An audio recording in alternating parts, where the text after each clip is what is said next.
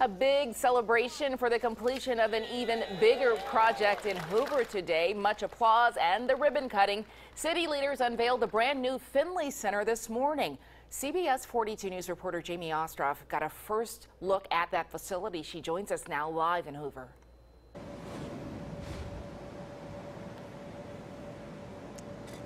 Just having a little fun before the family fun event here tomorrow from 10 to 2. It's set to be the first of what I'm sure will be many very different events to be held in this space. City leaders hope this brand new Finley Center will make Hoover not just a suburb, but a destination.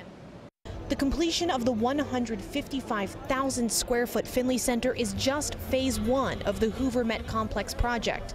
Phase 2 will bring with it athletic fields and outdoor event spaces. When all said and done, the complex could have an economic impact of as much as $33 million in Hoover, according to our local Visitors and Convention Bureau.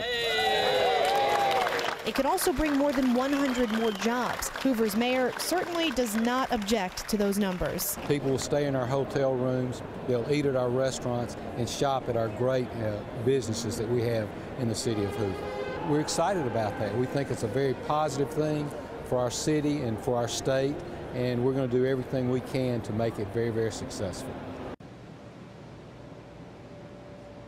All right, so the Finley Center is very true to its Hoover roots. It's actually named for Bob Finley. He was a legendary football and basketball coach right here in Hoover at Barry High School. Live in Hoover, Jamie Ostroff, CBS 42 News, local coverage you can count on.